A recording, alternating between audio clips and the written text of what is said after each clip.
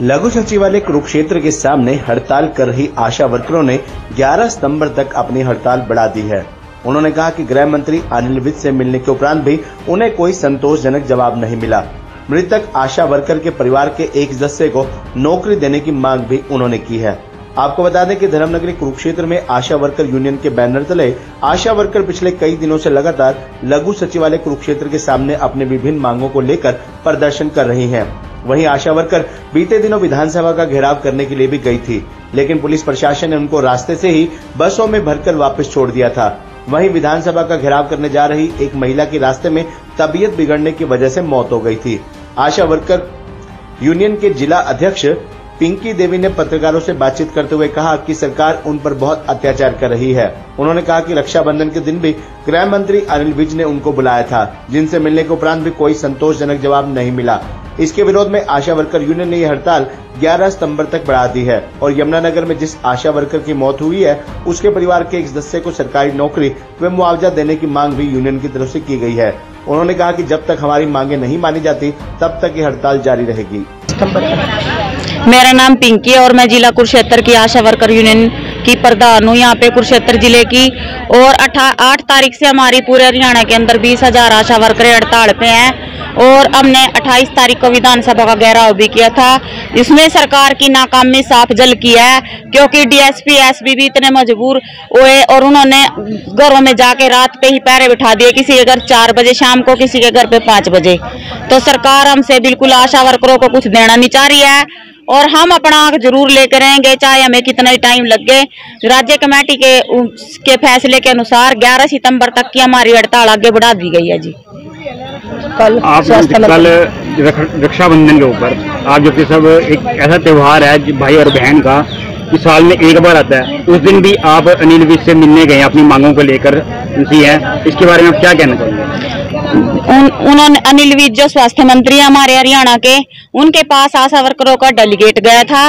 उन्होंने 9 बजे का टाइम दिया था एक दिन पहले कि भाई 9 बजे आके मेरे से मिले, पर वो आशा जो हमारा वो था प्रतिनिधि मंडल था वो वहाँ पे 8:30 बजे चले गए और स्वास्थ्य मंत्री ने उनको नहीं बुलाया। 11 साढ़े 11 बजे के बीच वहाँ पे सड़क के ऊपर ही वो खड़े रहे, ना ही उनकी पानी पिलाने की सुविधा थी, ना ही कुछ खाने पीने की। रक्षाबंधन के दिन हमारी अनिल विज स्वास्थ्य मंत्री हैं जो, उन्होंने कोई वार्ता पर कोई सहमति नहीं बनी और ना ही उन्होंने हमारी मांगों का कोई समाधान किया, खाली आश्वासन दे दिया और कहने लगे कि भाई हरियाणा में तो पहले ही सबसे ज्यादा आशा वर्करें सबसे ज्यादा मानदेय ले रही है और उनको 4,000 रुपये हमारे 40,000 नजर आ रहे हैं।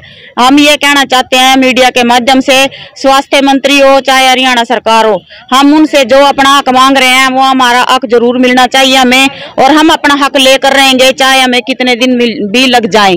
और सरकार से अनुरोध है, हमारा रोष प्रदर्शन कर रहे थे हम। डीएसपी साहब परसों हमने डीएसपी के दफ्तर का घेराव किया था। डीएसपी और एसपी आशा वर्करों को देख के यहाँ से चले गए, दफ्तर छोड़ के ही भाग गए, जिसके बारे में बाद में हमने डीसी साहब का घेराव किया दफ्तर का। उन्होंने हमारी मांग मुद्दे सुने और उनको हमने अपनी कोई भी ज्ञापन नहीं दिया और बता दिया कि हमारी क्या क्या समस्या है, लोकल समस्या, और हमारी स्वास्थ्य मंत्री से बात करा दी जाए। पर स्वास्थ्य मंत्री ने बात के नाम पर खाली मेरा नाम रानी देवी है, मैं जिला अध्यक्ष हूँ और आज हमारी ये 8 अगस्त से जो हड़ताल चल रही है और 28 तारीख को हमने विधानसभा का कूच किया था, जो कि सरकार ने पूरे हथकंडे अपनाए।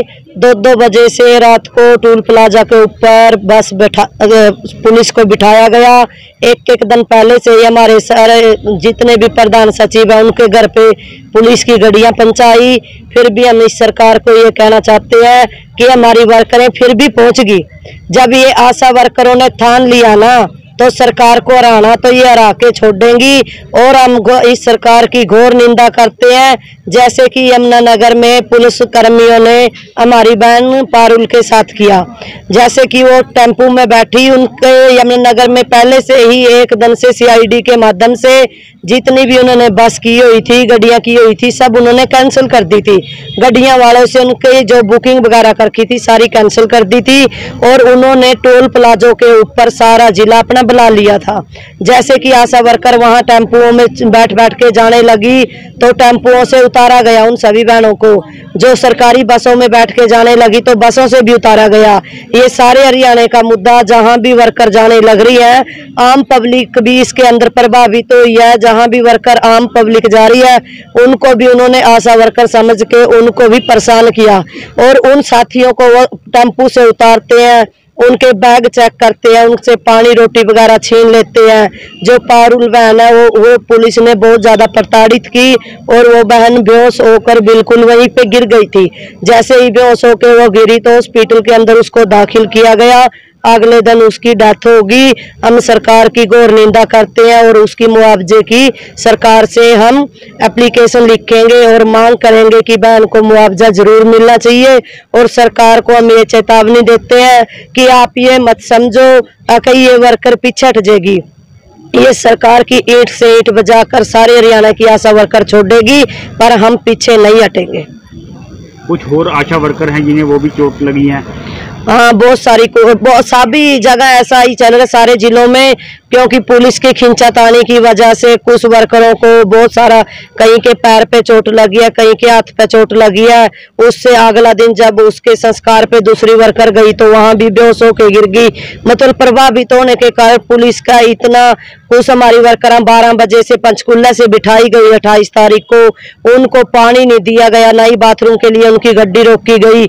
सारी रात गमाया, उनको सारा दिन गमाया। 8 बजे पंचकुला से उठाकर विधानसभा से उनको और लाडवा छोड़ा गया।